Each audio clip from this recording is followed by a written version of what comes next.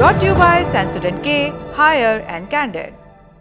SLS और paraben gone, तो का करंट ऑन। What then? इसके पोटेशियम आयंस करी ट्यूब का करंट गॉन, लाइव का करंट ऑन। पहली सुर्खी, पोप फ्रांसिस का अंतिम संस्कार 26 अप्रैल सुबह 10 बजे सेंट पीटर्स स्क्वायर में किया जाएगा। अंतिम संस्कार के समय दुनिया भर के पैट्रियार्क, कार्डिनल, आर्कबिशप, बिशप और पादरी इसमें शामिल रहेंगे। इन सारे शब्दों से हमने 21 अप्रैल के दुनियादारी में आपका परिचय कराया था। उस एपिसोड का लिंक आपको डिस्क्रिप्शन बॉक्स में मिल जाएगा। खैर, अंतिम संस्कार से जुड़ी ये सभी जानकारियां वेटिकन की ऑफिशियल वेबसाइट द होली सी ने जारी की हैं। पोप के निधन के बाद पहली तस्वीर भी उनकी सामने आई है, जारी की गई है इसी वेबसाइट पर। इसमें वो एक ओपन कास्केट, ओपन ताबूत में दिखाई दे रहे हैं। सामने वेटिकन के secretary of state cardinal Pietro Parolin प्रार्थना करते नजर आ रहे हैं। अंतिम संस्कार से पहले पोप का पार्थिव शरीर लोगों के दर्शनार्थ रखा जाएगा। आप जानते ही हैं कि 21 अप्रैल को पोप फ्रांसिस का निधन हो गया। वे लंबे समय से बीमार चल रहे थे। उनके निधन पर भारत में भी 3 दिन का राजकीय शोक रखा गया है। भारत का जिक्र आया तो ये भी बता दें कि पोप के चुनाव में दुनिया भर के 135 कार्डिनल शामिल होंगे, जिनमें से 4 भारतीय हैं। ये 4 नाम हैं: फिलिप नेरी फेराओ, बेसिलियोस क्लेमिस, एंथनी पूला, जॉर्ज जैकब कुआकड।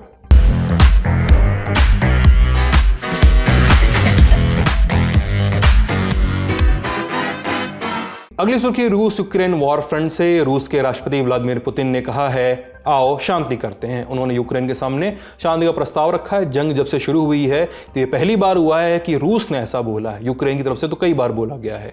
अब उन्होंने, ये दोनों देश जो हैं उनके बीच आखिरी बातचीत तुर्की में हुई थी, अंताल्या में मार्च 2022 में हुई थी। अब फिर एक बार फिर से दोनों देश की बातचीत टेबल पर हो सकती है, ऐसी संभावना जताई जा रही है। इसके समीकरण कैसे बने वो भी संक्षेप में समझ लीजिए। दरअसल अभी 19 अप्रैल को ही पुतिन ने ईस्टर के मौके पर एक दिन के लिए सीज फायर की घोषणा की थी। हालांकि दोनों देशों ने एक दूसरे पर आरोप लगाए कि इस एक दिन में भी सीज फायर का बुरी तरह से पालन नहीं किया गया। खैर, ईस्टर बीतने के बाद पुतिन ने रूस के टीवी रिपोर्टर पावेल जरूबिन को इंटरव्यू दिया और कहा कि ईस्टर सीज फायर के बाद एक बार फिर से जंग शुरू हो गई है। मॉस्को किसी भी शांति पहल के लिए तैयार है और कीव से भी यही उम्मीद करता है। हमने शांति के प्रति हमेशा सकारात्मक दृष्टिकोण रखा है। हमें उम्मीद है कि यूक्रेन सरकार के प्रतिनिधि भी ऐसा ही महसूस करेंगे। यूक्रेन के राष्ट्रपति व्लादिमीर जेलेंस्की का भी रिएक्शन आया है। 21 अप्रैल की रात उन्होंने एक वीडियो जारी किया, कहा कि यूक्रेन अपने इस प्रस्ताव पर कायम है कि नागरिक ठिकानों पर हमला न किया जाए और हम मॉस्को से भी इस तरह की प्रतिक्रिया की उम्मीद करते हैं। इसके पहले जेलेंस्की ने 21 अप्रैल को कहा था कि बिना शर्त युद्ध विराम के बाद ही वास्तविक और स्थायी शांति की स्थापना की जा सकेगी।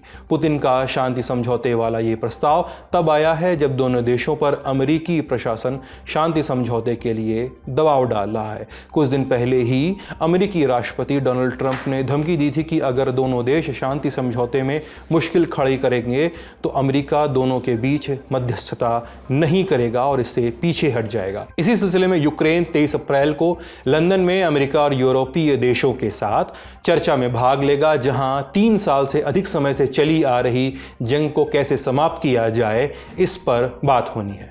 Candid dusting powder, 4 skin problems का एक expert solution. Candid dusting powder, हटा खुजली, लगा कैंडिड। तीसरी सुर्खी, भारत के प्रधानमंत्री नरेंद्र मोदी की सऊदी अरब यात्रा से जुड़ी हुई। सबसे पहले ये वीडियो देखिए।